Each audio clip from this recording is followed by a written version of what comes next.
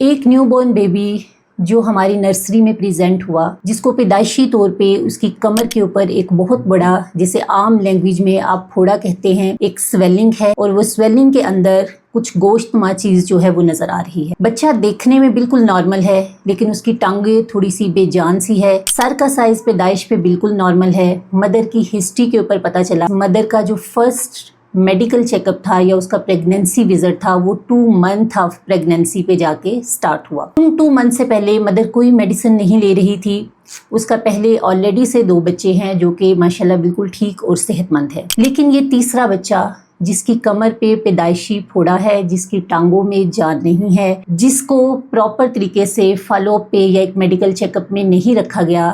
آئیے دیکھتے ہیں اس بچے کو کیا مسئلہ ہے اور یہ مسئلہ کس وجہ سے ہوتا ہے، آیا یہ ایک پریونٹیبل کنڈیشن ہے یا نہیں۔ بسم اللہ الرحمن الرحیم، السلام علیکم۔ عام طور پہ ہر 1000 میں سے 2 بچے نیورل ٹیوب ڈیفیکٹ کا شکار ہوتے ہیں، جو اینولی آپ کہہ سکتے ہیں، جو 2023 کا سروے ہے، 2 سے 3 لاکھ بچے اینولی نیورل ٹیوب ڈیفیکٹ کے ساتھ یا پیدائشی طور پہ جو اسپائنل ڈسریفزم ہے، جس کو ہم میڈیکل ٹرمینالوجی میں بولتے ہیں یا اسپائنا بائیفیڈا بولتے ہیں، اس کے ساتھ پریزنٹ کرتے ہیں۔ یہ ایک ایسی کنڈیشن ہے جس کے اندر جو بچے کی ریڑھ کی ہڈی ہوتی ہے وہ پراپر طور پہ آپس میں جڑ نہیں پاتی۔ اس کے دونوں سرے آپس میں جب نہیں جڑتے تو جو ریڑھ کی ہڈی کا کام ہوتا ہے اس میں فیلئر آ جاتی ہے۔ ریڑھ کی ہڈی نے کیا کرنا ہوتا ہے، اس نے ہمارے ایک بہت ہی امپورٹنٹ سسٹم، جس کو آپ حرام مغز کہہ سکتے ہیں، جس کو آپ اعصابی نظام کہہ سکتے ہیں، جو ہماری لوئر باڈی کو، جو برین کے علاوہ باقی باڈی کو جو اعصاب پہنچتے ہیں، وہ اس حرام مغز سے نکل کے پہنچتے ہیں۔ تو جب وہ ریڑھ کی ہڈی پراپر بنتی نہیں ہے یا آپس میں فیوز نہیں ہوتی، اس کے اندر جو گیپ رہ جاتا ہے، وہاں سے وہ جو حرام مغز ہے یا اس کو کور کرنے والی جھلیاں یا میمبرینز، وہ باہر کی طرف پروٹروڈ کرتی ہیں، جو اس بچے کی بیک کے اوپر ایک سویلنگ کی شکل میں، ایک پھوڑے کی شکل میں، یا پھر بعض اوقات جو ہے وہ کچھ انڈر لائنگ جس میں معمولی یا مائنر سا ڈیفیکٹ ہوتا ہے، کچھ سکن کنڈیشنز کے ساتھ پریزنٹ کر سکتی ہے۔ یہ کنڈیشن میڈیکل ٹرم میں نیورل ٹیوب ڈیفیکٹ کہلاتا ہے۔ پریگنینسی کے امیجیٹلی فرسٹ منتھ کے اندر، جب ابھی مدر کو پتہ بھی نہیں چلتا کہ وہ پریگننٹ ہے یا نہیں ہے، جو سب سے پہلے اعضاء بچے کے بنتے ہیں وہ اس کی نیورل ٹیوب بنتی ہے۔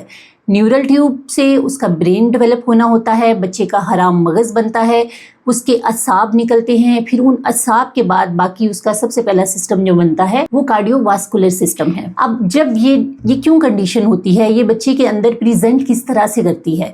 موسٹ آف دا بچے جو اسپائنل ڈسریفزم کا یا نیورل ٹیوب ڈیفیکٹ کا شکار ہوتے ہیں، وہ جب ہمارے پاس پریزنٹ کرتے ہیں نرسری کے اندر، تو پیدائشی طور پہ تو بچہ بالکل نارملی ٹھیک لگ رہا ہوتا ہے، لیکن اس کی کمر کے اوپر ایک پھوڑا یا پھر وہ سویلنگ جو ہے موجود ہے۔ بعض اوقات ایسا ہوتا ہے کہ جو بہت ہی سیریس کیسز ہوتے ہیں، وہ حرام مغز اور اس کو کور کرنے والی میمبرینز باہر نظر آ رہی ہوتی ہیں، اس کے اندر ہڈی بالکل نہیں بنتی یا وہ آپس میں فیوز ہی نہیں ہوتی۔ جو مائنر کنڈیشن ہے، اس کے اندر حرام مغز اور اس کے جو کورنگز ہے وہ تو انٹیکٹ ہوتی ہیں، لیکن اس کی کورنگز اس گیپ سے تھوڑا سا باہر پروٹروڈ کر کے ایک سویلنگ کی شکل میں پریزنٹ کرتی ہیں۔ اس کے علاوہ جو بہت ہی نارمل قسم کے کیسز ہے، اس میں صرف ہڈی کا ڈیفیکٹ ہوتا ہے، اس بون کے اندر ایک گیپ آ جاتا ہے، جو کہ بعض اوقات سویلنگ کی شکل میں پریزنٹ کر سکتا ہے، اور بعض اوقات بالکل اپرنٹلی اس بچے کی بیک نارمل ہوتی ہے، لیکن لیٹر آن جیسے جیسے وہ بچہ ڈیولپ کرتا ہے تو اس کے اندر وہ ساری کمپلیکیشن آنا سٹارٹ ہو جاتی ہیں۔ اس مائنر فارم کو ہم اسپائنا بائیفیڈا اوکلٹا کہتے ہیں۔ یہ لیٹر آن جب ڈیولپمنٹل ڈیلے کے ساتھ یا کمپلیکیشن کے ساتھ آتا ہے تو تب ہمیں اس بچے کا پتہ چلتا ہے۔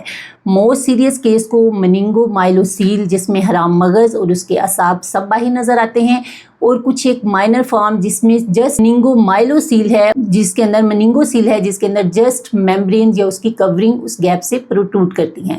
اب اس بچے میں کیا مسئلے آ سکتے ہیں؟ سب سے بڑا مسئلہ جس پارٹ کے اوپر موسٹ آف دا ٹائم یہ لوئر بیک پہ یہ ڈیفیکٹ آتا ہے، تو زیادہ تر جو بچوں کو مسئلے آتے ہیں وہ اس کی ٹانگوں کے مسائل آتے ہیں۔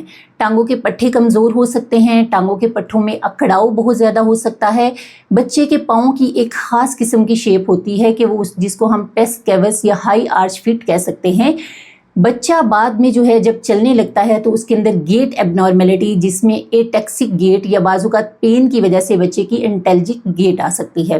اس असाबी निज़ाम की वजह से जो बच्चे के सिस्टम इफ़ेक्ट होते हैं उसमें उसके पखाने का सिस्टम और उसकी पेशाब का सिस्टम है। ब्लैडर कंट्रोल पुअर होने की वजह से बाज़-औक़ात बच्चा पेशाब रोकना शुरू कर देता है और बाज़-औक़ात उसका बिल्कुल कंट्रोल नहीं होता, उसकी रिटेंशन कैपेसिटी नहीं होती, वो बच्चा इनकॉन्टिनेंस के साथ या बार बार लीकेज के साथ प्रेजेंट कर सकता है। ऐसे बच्चे रिकरेंट यूरिनरी ट्रैक इन्फेक्शन का शिकार होते हैं और अल्टीमेटली गुर्दों के फेलियर के साथ प्रेजेंट करते हैं। पेशाब के अंदर या पखाने का सिस्टम है उसके अंदर भी यही मसला आता है कि उसका कंट्रोल बहुत पुअर होने की वजह से या तो इनकॉन्टिनेंस हो जाती है या फिर वो सीवियर कब्ज़ का शिकार हो सकता है।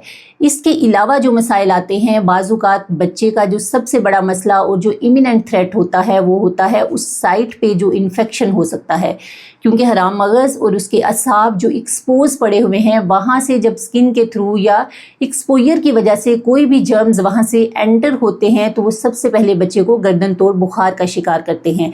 और ऐसा बच्चा अगर वो इमीडिएटली ट्रीट ना किया जाए और वो 1 से 2 दफ़ा गर्दन तोड़ बुखार का शिकार हो जाए तो उसमें लाइफ लॉन्ग जो कॉम्प्लिकेशंस है वो मज़ीद बढ़ जाती हैं। इसके अलावा देखा गया है कि बाज़ बच्चों के अंदर हाइड्रोसेफलस या दिमाग के अंदर पानी भर जाता है जिसकी वजह से उनके दिमाग का साइज़ बढ़ना शुरू हो जाता है। कुछ बच्चों के अंदर वो जो स्पाइनल या रीढ़ की हड्डी है उसके कर्वेचर के अंदर एबनॉर्मेलिटीज़ आ जाती है जिसको हम स्कोलियोसिस बोलते हैं।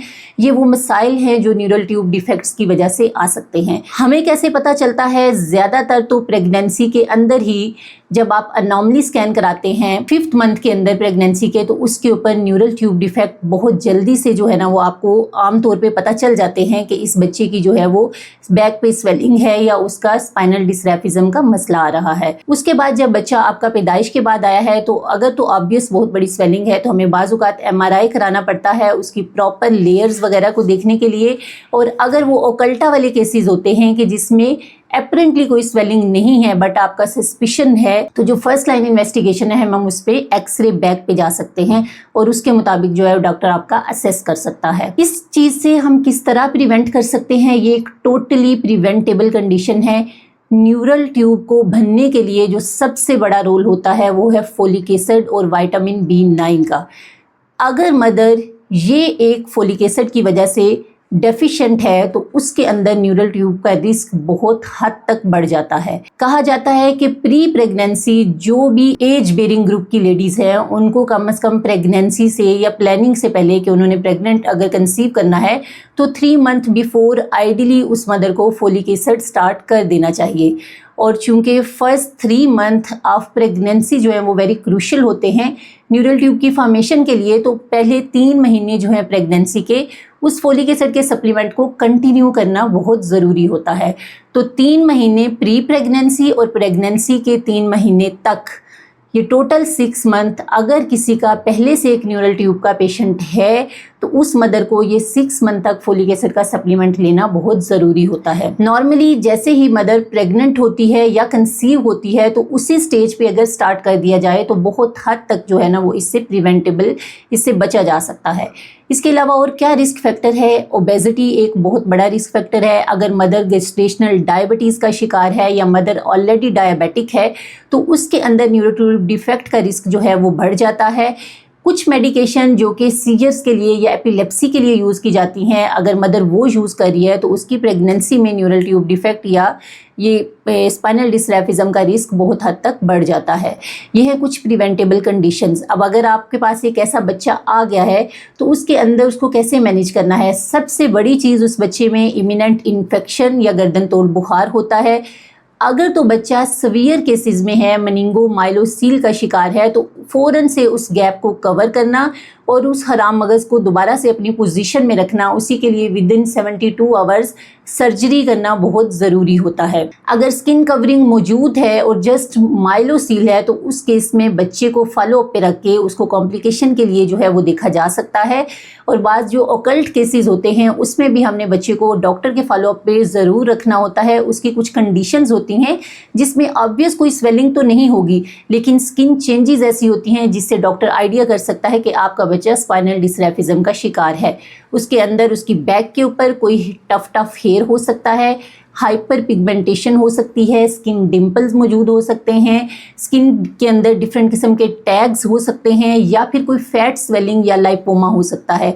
तो अगर ये सारी चीज़ें भी मौजूद है और कोई ऑब्वियस स्वेलिंग नहीं है तो बहुत हद तक मुमकिन है कि आपका बच्चा न्यूरल ट्यूब डिफेक्ट का शिकार है।